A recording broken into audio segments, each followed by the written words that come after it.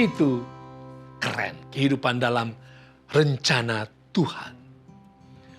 Bagus Robianto, warga Ponorogo, membangun tembok 4 meter di pekarangan rumahnya. Masalahnya tembok itu menutup akses jalan yang selama ini digunakan masyarakat sekitar. Kenapa dia bangun tembok? Karena rupanya selama ini warga sekitar mengucilkan dia dan istrinya. Warga sekitar ingin agar tanah itu dijadikan milik umum. Tetapi pengadilan telah 2 kali memutuskan bahwa itu adalah tanah milik Bagus Robianto dan keluarga. Karena terus dikucilkan, maka tegas dia katakan, seandainya Pak Jokowi menelpon pun, saya tidak mau mediasi. Dia tidak mau meruntuhkan tembok pemisah antara dia dengan warga setempat. Nah, Efesus 2 ayat 14 dan 15 katakan, karena dialah damai sejahtera kita yang telah mempersatukan kedua pihak dan yang telah merubuhkan tembok pemisah, yaitu perseteruan.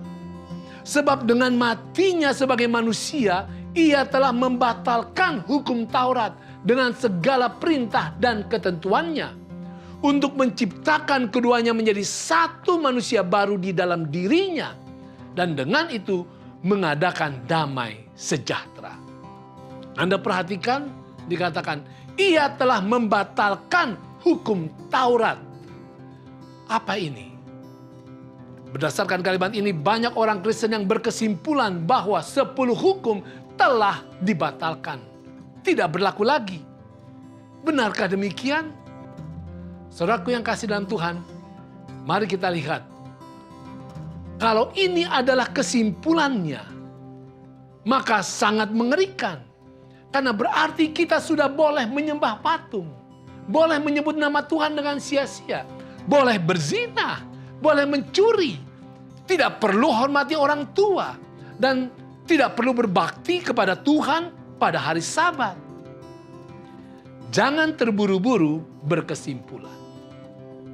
Di kitab Efesus ini, di pasal 6 ayat 2 dan 3 dikatakan, hormatilah ayahmu dan ibumu. Ini adalah suatu perintah yang penting, seperti yang nyata dari janji ini, supaya kamu berbahagia dan panjang umurmu di bumi. Wow, di sini dikutip hukum kelima dari 10 hukum. Jadi hormat orang tua tetap penting. Juga di pasal 5 ayat 3-14 dibahas tentang bahaya imoralitas seksual. Juga di pasal 4 ayat 28 dibahas tentang jangan mencuri. Juga di pasal 4 ayat 25 dibahas tentang jangan bersaksi palsu. Jadi saudara, sangat jelas bahwa maksud ungkapan membatalkan hukum Taurat bukanlah tentang membatalkan 10 hukum. 10 hukum terus berlaku. Jadi apa artinya batalnya hukum Taurat? Begini, Paulus memperhatikan bahwa orang Yahudi mempunyai hukum Taurat atau aturan-aturan keagamaan yang keberadaannya menjadi tembok pemisah antara orang Yahudi dan non-Yahudi. Hukum Taurat yang mana itu? Sunat dan hukum upacara. Kenapa? Saudara, hukum upacara adalah lambang di bait suci yang tujuannya adalah untuk orang Israel dapat memahami rencana keselamatan. Tetapi sekarang Yesus anak domba Allah telah tersembelih mati di Golgota. Maka semua tradisi upacara yang mengarah kepada dia sudah tergenapi dan tidak berlaku lagi. Jadi tidak perlu lagi memaksakan orang Yahudi, apalagi non-Yahudi untuk melakukannya. Saudara, yang perlu sekarang ini adalah mengarahkan pikiran setiap orang untuk terus terfokus kepada Yesus. Tadinya di Jakarta dipraktekkan hukum 3 in 1. Artinya di kawasan tertentu, pada jam tertentu, sebuah mobil harus berisikan sedikitnya 3 orang. Kalau kurang, tidak boleh melintas. Tetapi sekarang hukum itu sudah tidak berlaku lagi. Sudah dibatalkan. Yang berlaku sekarang adalah hukum atau undang-undang GAGE, ganjil genap. Karena itulah yang sekarang ini dianggap lebih efektif. Saudara, 10 hukum selalu efektif. 10 hukum dibutuhkan semua manusia di segala tempat, di segala budaya, dan di segala zaman. 10 hukum tidak pernah menjadi tembok pemisah antara manusia.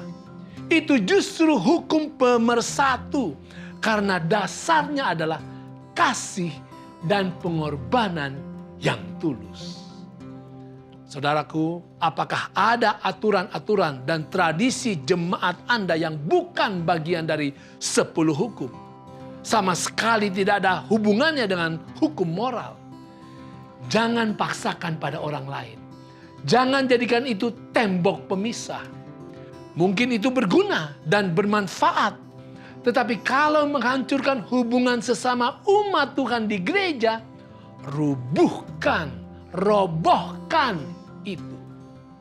Mari kita berpegangan tangan dengan erat dengan setiap orang di jemaat. Dan layanilah Tuhan dengan kompak. Itu keren.